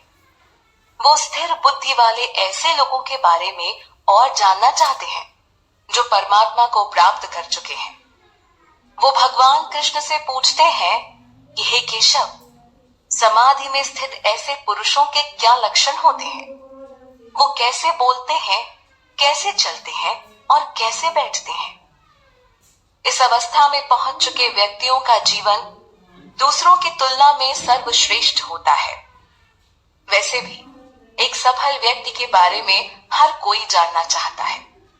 अर्जुन, जिनका मन अपने सगे संबंधियों को देख बुरी तरह विचलित हो गया था, ऐसे में उनके लिए स्थिर मन का यह ज्ञान लेना बड़ा रोचकपूर्ण बन गया। भगवान कृष्ण पर भरोसा रखने वालों के लिए उनका यह कथन हृदय को कमाल का सुकून देता है। पूरे जीवन व्यक्ति सुख शांति खोजने के लिए क्या क्या नहीं करता। समाज में लोगों से रिश्ते बनाता है, कितनी चीजों का भोग करता है, कड़ी मेहनत करके खूब पैसा कमाता है ताकि किसी भी चीज का अभाव न रह जाए। लेकिन इसके बावजूद भी उसे सुख शांति नहीं मिल पाती है। जबकि दूसरी तरफ हम यह भी देखते हैं कि एक साधु सन्यासी, जिसके मन में वस्तुओं के प्रति वैराग्य उत्पन्न हो गया है, वो इनके बिना भी शांति से रहना जानता है। सुख शांति पाने के लिए भगवान कृष्ण आत्मा का पता बता रहे हैं, यानी मन को अगर आत्मा में लगा दिया जाए तो इस लक्ष्य को प्राप्त करना संभव है। इस श्लोक में भगवान कहते हैं कि पार्थ, जब मनुष्य का मन सारी काम वासनाओं को छोड़कर केवल एक मात्र आत्मा पर केंद्रित हो जाता है, तो समझो वो स्थित प्रज्ञ हो गया। इन काम वासना भोग में लगे होने के कारण ही व्यक्ति का मन यहाँ वहां व्यर्थ की चीजों की ओर भागता है, जिससे उसे कुछ नहीं मिलने वाला। आत्मा का ज्ञान होना ही एकमात्र रास्ता है। आत्मा जो कि परमात्मा का अंश है, यानी श्री कृष्ण के शरणागत होकर इसे समझा जा सकता है और इसमें मन को स्थिर किया जा सकता है। यहाँ फिर से भगवान ने स्थिर बुद्धि का वर्णन किया है। श्री कृष्ण अर्जुन को बताते हैं कि जिस व्यक्ति का मन दुख के समय में विचलित नहीं होता है और सुख आने पर वो ज्यादा खुश भी नहीं होता, ऐसे लोग स्थिर बुद्धि वाले होते हैं। ऐसे लोग संभाव वाले होते हैं। इनके मन में इस भौतिक संसार के प्रति वैराग्य आ जाता है, क्योंकि ऐसे लोग आत्मज्ञान पा चुके होते हैं। आसक्ति, भय व क्रोध से मुक्त लोग ही मुनि कहलाते हैं। मुनि लोग अपने आप को संसार के अनेक विषयों से निकालकर एकाग्र चित्त हो जाते हैं। वो जानते हैं कि हर क्षण कुछ न कुछ तो घटित होता रहता है, जिससे सुख दुख आते हैं। अब ऐसे में बार बार इनको देख खुश या फिर दुखी होना एक कभी न खत्म होने वाला काम है। यह घटनाएं हमेशा मन को अशांत करके रखती हैं।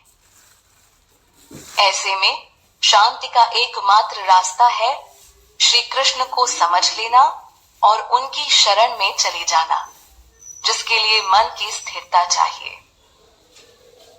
जीवन में हर व्यक्ति को खुशी चाहिए, अच्छा चाहिए और शुभ व मंगलकारी ही चाहिए। लेकिन यह संसार द्वंद्वों से भरा है।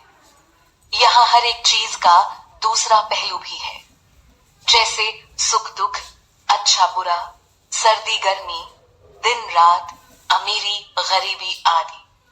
आप इनमें से सिर्फ किसी एक का चयन नहीं कर सकते और न ही यह आपके हाथ में है। यह तो कर्मों के अनुसार व्यक्ति को मिलता रहता है। लेकिन प्रतिष्ठित बुद्धि वाला व्यक्ति शुभ मिलने पर प्रसन्न नहीं होता और न ही दुख आने पर दुखी होता है या किसी प्रकार का द्वेष करता है। यह लोग सर्वत्र स्नेह से रहित होकर समभाव की धारणा को अपना लेते हैं। किसी के प्रति लगाव ही सुख दुख का अनुभव करवाता है।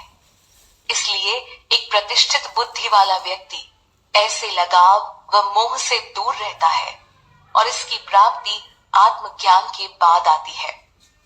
जब कोई आत्मा के स्वरूप और भगवान श्री कृष्ण को समझ जाता है, या कहें जब व्यक्ति का मन कृष्ण से सरोकार कर लेता है, तभी वो समभाव में रह सकता है। ज्ञान से भरा भगवत गीता का यह पिटारा स्थिर मन के बारे में यहाँ बता रहा है। मन को हम सब जानते हैं। हर समय हम यह कहते रहते हैं कि मेरा मन यह कह रहा है या वो कह रहा है, मेरे मन को ये पसंद है और वो नहीं। हर क्षण मन लाखों विचार पैदा करता रहता है, जो व्यक्ति को भ्रमित कर देते हैं। इसलिए स्थिर मन को श्रेष्ठ कहा गया है। यहाँ भगवान कृष्ण एक कछुए का उदाहरण देकर बताते हैं कि जिस प्रकार एक कछुआ अपने सारे अंगों को समेट लेता है, ठीक उसी प्रकार अगर कोई व्यक्ति अपनी इंद्रियों को भोग विषयों से यानी इंद्रिय विषयों से हटा ले, तो उसका मन भी स्थिर हो जाएगा। दुनिया अनेक तृष्णाओं से भरी है, जहां मन की चंचलता का ठहर पाना बड़ा मुश्किल है। लेकिन आत्मज्ञान का तरीका ही व्यक्ति को जीवन के इस जंजाल से बचा सकता है। अर्जुन ने जैसे श्री कृष्ण की शरण ली, ठीक वैसे ही जब व्यक्ति भगवान को अपना सब कुछ मान लेता है, तो समझ ले कि उसका मार्गदर्शन भी होगा। पर जो भगवान के अस्तित्व को ही नहीं मानता, जिसने आत्मा को ही नकार दिया, ऐसे में उसे तो मात्र शरीर की ही चिंता में जीवन भर रहना होगा। ऐसे लोगों के लिए फिर क्या संभावना होगी आत्मा साक्षात्कार की। संसार में अगर कोई व्यक्ति यह सोच भी ले कि उसको अपनी इंद्रियों पर नियंत्रण रखना है और विषयों के पीछे भागने से उन्हें रोकना है, इसके बावजूद भी मन का ध्यान विषय भोग की ओर चला ही जाता है। ऐसे में व्यक्ति का सारा प्रयास धरा का धरा रह जाता है। मन की आसक्ति विषयों को लेकर खत्म नहीं होती, जिससे समाधान नहीं मिल पाता और व्यक्ति पुनः विचलित महसूस करता है। इंद्रियां बड़ी बलवान जो होती हैं, इनको सिर्फ आध्यात्म का मार्ग ही नियंत्रित कर सकता है। जब व्यक्ति आत्मा और परमात्मा के गुणों को समझने को तैयार हो जाए और साथ ही यह भी समझे कि उसे बाकी हर रास्ते पर भटकाव ही मिलेगा, इसीलिए तो श्री कृष्ण ने इस श्लोक में कहा है कि जिसका मन परमात्मा तत्व को समझ गया, उसका दुनिया के प्रति मोह खत्म हो जाता है। ऐसे लोग फिर निवृत्त हो जाते हैं। इंद्रियां बहुत बलवान होती हैं। इनको नियंत्रित करना कोई आसान काम नहीं है।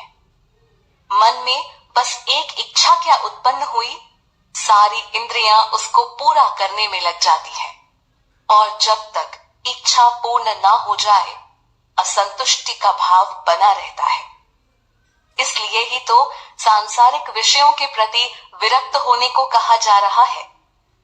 इंद्रियां विवेकी व्यक्ति तक को अपना शिकार बना लेती हैं, जो बड़ी मेहनत से इनको वश में करने का प्रयास कर रहा होता है। भगवान ने अर्जुन को यही तो समझाया कि हे कौन्तेय, प्रयत्न करते रहने वाले बुद्धिमान व्यक्ति के मन को भी यह चंचल इंद्रियां बलपूर्वक हर लेती हैं। ऐसे में कमजोर मन वाले व्यक्ति की बात ही क्या की जाए, जिसमें लेश मात्र भी दृढ़ निश्चय नहीं और न ही विरक्त भाव है। जिनकी इंद्रियां वश में होती हैं, वही स्थिर बुद्धि वाला कहलाता है। इस श्लोक के माध्यम से श्री कृष्ण स्पष्ट शब्दों में कहते हैं कि जो भी अपनी इंद्रियों को वश में करके अपने मन को मुझ में लगाता है, उसका मन स्थिर हो जाता है। भगवान कृष्ण में मन को लगाने के बाद व्यक्ति जो भी कर्म करता है, वो भगवान की प्रसन्नता के लिए करता है, जिस कारण वो कर्म बंधन से मुक्त हो जाता है। लेकिन जो भी कर्म व्यक्ति अपने स्वार्थ और अपनी खुशी के लिए करता है, उसके चलते वो कर्म बंधन में फंस जाता है। इसलिए आध्यात्म को ऐसा रास्ता बताया गया है जिसकी मदद से व्यक्ति भगवान कृष्ण को समझ सकता है और उनकी शरण ले सकता है। भगवान की शरण में जाकर ही वो स्थिर मन वाला बन सकेगा और यहीं से इंद्रियों को नियंत्रित करने के लिए बल प्राप्त कर पाएगा।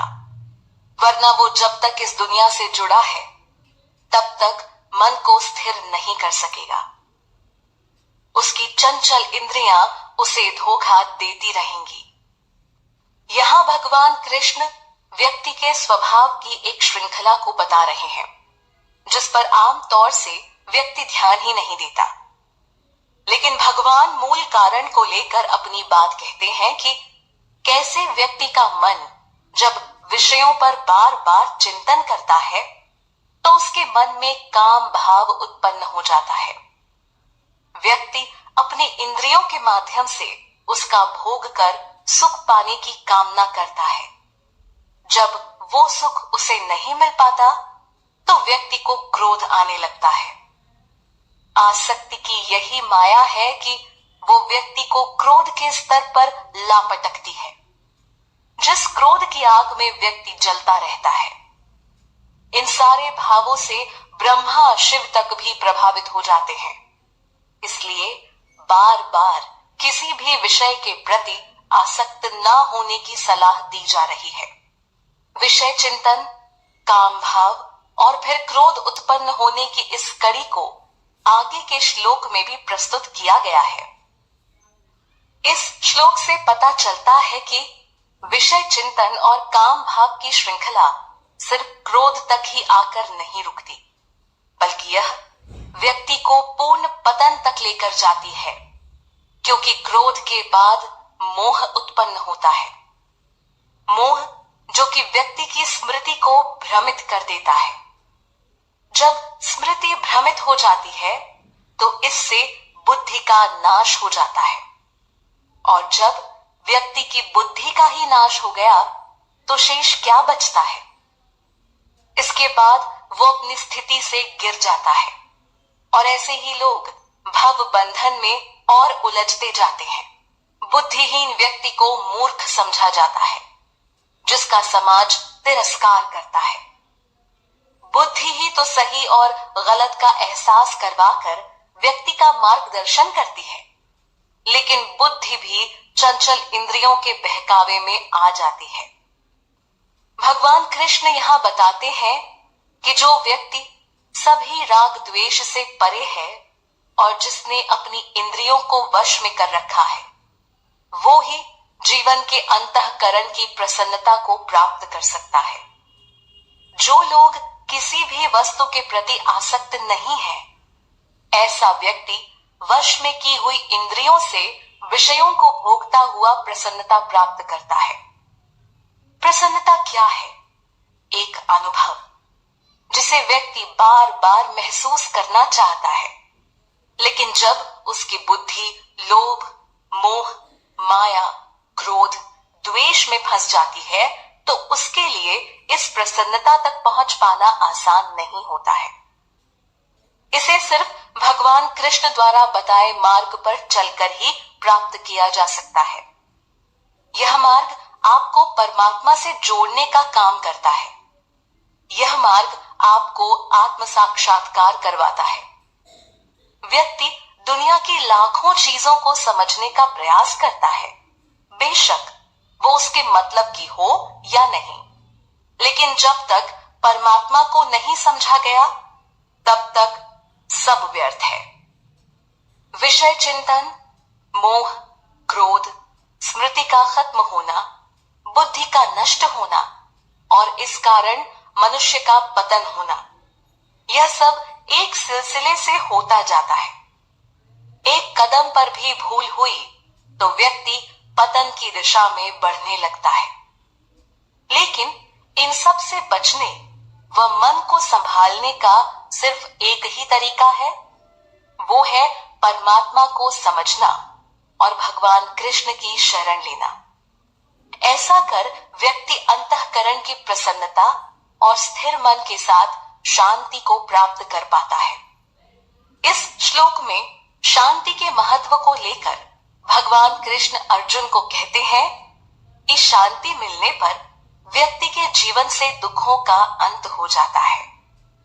दुखों के अंत से खुशी का अनुभव शुरू होता है और फिर प्रसन्न चित्त व्यक्ति की बुद्धि जल्द ही स्थिर अवस्था में आ जाती है।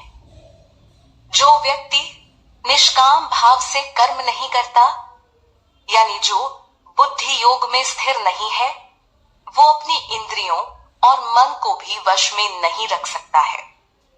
ऐसा न करने से उसकी बुद्धि भी स्थिर नहीं रह पाती, और जिसकी बुद्धि ही स्थिर नहीं, उसको शांति भला कैसे मिल सकती है? इस प्रकार के लोगों के अंतःकरण में भावना भी नहीं होती और भावनाहीन व्यक्ति को शांति नहीं मिल पाती। मन हमेशा चंचल इंद्रियों के पीछे भागते भागते अपनी स्थिरता खो बैठता है। एक व्यक्ति आखिर कैसे शांति का अनुभव कर सकता है जिसका मन हजार चीजों के पीछे एक साथ भागे? ऐसे में वो अपने अशांत मन से सुख का अनुभव नहीं कर सकता है। इसलिए उन हजारों जगहों से मन को हटाकर मात्र परमात्मा में लगाने को कहा गया है। यहाँ इंद्रियों की तुलना प्रचंड वायु से की गई है, जिसे आप इस प्रकार समझ सकते हैं कि एक नौका पानी पर तैर रही है। तभी प्रचंड वायु आकर उसे अपने साथ कहीं दूर बहा ले जाती है। इस बात को समझना कोई मुश्किल नहीं है। नौका बुद्धि समान हुई जो इसके साथ बह जाती है। समुद्र में कई छोटी बड़ी लहरें उठती हैं, ठीक ऐसे ही मन में कई छोटे बड़े विचार आते जाते रहते हैं। लेकिन जब मन किसी एक खास विषय पर अटक जाए और गंभीरता से उसका चिंतन करने लगे, तो वो विचार एक बड़ी लहर का रूप ले लेता है, जो काफी शक्तिशाली होती है। उसके आगे बड़ी बड़ी नाव तक पलट जाती है। कहने का तात्पर्य हुआ कि जिस व्यक्ति का मन हमेशा इंद्रियों के पीछे लगा है, हमेशा विषयों का ही अनुसरण करता रहता है, उसके बुद्धि को ये इंद्रियां हर लेती हैं। इसलिए चित्त को सदैव भगवान कृष्ण में लगाकर रखने को कहा जाता है, जिससे इंद्रियां नियंत्रण में रहती हैं और बुद्धि एकाग्र होकर शांति को प्राप्त करती है। यहाँ अर्जुन को भगवान कृष्ण द्वारा महाबाहो कहकर बुलाया गया है। श्री कृष्ण पुनः स्थिर बुद्धि का वर्णन करते हुए बता रहे हैं कि आखिर इसे कैसे पाया जाता है। इस श्लोक के माध्यम से भगवान ने कहा कि जिस व्यक्ति की इंद्रियां सभी तरफ से इंद्रिय विषयों से हट चुकी हों और व्यक्ति के पूर्ण वश में आ गई हों, तो ऐसे व्यक्ति की बुद्धि स्थिर हो जाती है। मन से विषयों के प्रति मोह का टूटना बेहद आवश्यक है। परमात्मा में मन को लगाकर ऐसी स्थिरता को पाया जाता है, क्योंकि भगवान श्री कृष्ण एक हैं, जबकि भोग के विषय अनेक हैं। तो स्पष्ट है कि अनेक बातों में उलझी बुद्धि कभी भी सुख शांति नहीं पा सकती, जब तक वो भगवान को न समझ ले। इस श्लोक में ज्ञानी अज्ञानी पुरुष के भेद को बड़ी गंभीरता से भगवान कृष्ण ने प्रस्तुत किया है। एक को भौतिक जगत से सुख पाने वाला बताया गया है, तो दूसरे को आत्मनिरीक्षक के रूप में दर्शाया गया है। श्री भगवान बताते हैं कि सभी लोगों के लिए जो दिन है, वो एक संयमी पुरुष के लिए रात्रि है, क्योंकि दिन में सब लोग भौतिक सुख पाने के लिए जागते हैं, कड़ी मेहनत करते हैं। परंतु एक आत्मनिरीक्षक को भौतिक सुखों के प्रति कोई रुचि नहीं होती, तो वो ऐसे कामों के प्रति सोता है। जबकि एक आत्मनिरीक्षक के लिए जो दिन है, वो बाकियों के लिए रात्रि है। एक योगी सिर्फ आत्मा साक्षात्कार के लिए जागता है, लेकिन अन्य लोगों में परमात्मा को समझने में रुचि नहीं होने के कारण वो इस समय सोते हैं। सांसारिक सुख को अज्ञान, रात्रि व अंधेरे के रूप में प्रस्तुत किया गया है और आत्मा साक्षात्कार को ज्ञान व दिन के रूप में। यानी ज्ञानी वही है जो परमात्मा की दिशा में बढ़ चुका है। यहाँ अचल प्रतिष्ठा वाले समुद्र के उदाहरण से एक बड़ी बात को समझाया गया है। बताया गया है कि कैसे जब चारों ओर से नदियों का जल आकर समुद्र में मिल जाता है, तो उसके बावजूद भी समुद्र विचलित नहीं होता। वो बड़ी ही शांति से उन सभी नदियों के जल को अपने अंदर समा लेता है और पहले जैसा ही स्थिर बना रहता है। यही स्थिति तो एक संयमी पुरुष की होती है। दुनिया की कोई भी इच्छा उसको विचलित नहीं कर पाती, उसके हृदय में कोई विकार या आसक्ति पैदा नहीं कर पाती है। सांसारिक मुद्दे संयमी पुरुषों को परेशान नहीं करते। ऐसे व्यक्ति ही शांति प्राप्त कर पाते हैं, न कि वो जो कि हमेशा इच्छाओं से प्रभावित होते रहते हैं। भोग की कामना ही व्यक्ति को हमेशा विचलित करती रहती है, लेकिन जो अपने अंतःकरण और परमात्मा को जान चुका है, वो एक बेहतर स्थिति में पहुंच जाता है। वो अपने सभी कर्मों को एकाग्र मन से अच्छी तरह कर पाता है। जीवन में वास्तविक शांति पाने की राह में भगवान कृष्ण आगे बताते हैं कि जिस व्यक्ति ने अपनी सभी इच्छाओं को त्याग दिया है, जिन इच्छाओं के कारण वो हमेशा इंद्रिय तृप्ति में लगा रहता है, ऐसा व्यक्ति योग्य है। यानी जो व्यक्ति काम, वासना, अहंकार और सारी ममता को त्याग कर स्थिर स्थिर बुद्धि से अपना कर्म करता है वो शांति को प्राप्त करता है। सांसारिक भोग विलास में लगे मनुष्य के लिए इस बात को समझ पाना थोड़ा मुश्किल होता है, क्योंकि यह ज्ञान संसार में होते हुए भी संसार से न जुड़ने की बात करता है। अब यह भला कैसे संभव है? इसका जवाब भी तो श्री कृष्ण ऊपर बता चुके हैं। वो मार्ग है आत्म साक्षात्कार का, वो मार्ग है कृष्ण को अपना बनाने का, वो मार्ग है यह जानने का कि श्री कृष्ण के अलावा दूसरा कोई ठोस रिश्ता यहाँ नहीं मिलने वाला। कुल मिलाकर परमात्मा को समझना ही पहला और अंतिम लक्ष्य है, जिसे बहुत से लोग जन्मों जन्मों तक समझ नहीं पाते और जन्म मरण के चक्कर में फंसे रह जाते हैं। यहाँ श्री कृष्ण ने उस ब्रह्म की बात कही है जिसको समझ पाने में बड़े बड़े उलझ जाते हैं। ब्रह्म का अर्थ हुआ समस्त विश्व का परम सत्य। जी हाँ, परम सत्य, जिसके ऊपर फिर कोई दूसरा ज्ञान नहीं है। यह आध्यात्म का मार्ग है जिस पर चलकर व्यक्ति ईश्वर के अस्तित्व को समझ पाता है और यह भी जान पाता है कि आत्मा का परमात्मा के साथ क्या संबंध है। इसको जो जान गया मानो सफल हुआ। इस श्लोक में श्री भगवान अर्जुन को कहते हैं कि हे पार्थ, यह ब्रह्म को प्राप्त व्यक्ति की निशानी है। जो ब्रह्म स्तर पर आ गया फिर उसका मन कभी भी विचलित नहीं होता। ब्रह्म सत्य को जानने वाले योगी उन इच्छाओं के पीछे भागना बंद कर देते हैं जिसका कोई अंत नहीं है। इन इच्छाओं को पूरा करने के प्रयास में ही व्यक्ति संसार से बंद कर रह जाता है, जबकि आत्मा को वास्तविक तलाश तो ईश्वर की है, शांति की है और मुक्ति की है। श्री भगवान अर्जुन को बताते हैं कि जीवन के अंतिम समय में जो भी व्यक्ति इस ब्रह्म स्थिति में स्थित रहता है उसे ब्रह्म निर्वाण प्राप्त हो जाता है। इसे ऐसे भी समझा जा सकता है कि जो भी व्यक्ति जीवन के नष्ट होने से पहले कृष्ण भावना से पूर्ण हो जाता है तो उसे तुरंत ही ब्रह्म निर्वाण अवस्था प्राप्त हो जाती है। इस श्लोक के साथ ही श्रीमद् भगवत गीता का दूसरा अध्याय सांख्य योग पूर्ण हुआ, जिसमें श्री भगवान ने अर्जुन को बताया कि बिना किसी चीज से आसक्त हुए सिर्फ अपना कर्म करो, फल की भी चिंता ना करो जो तुम्हारे हाथ में नहीं।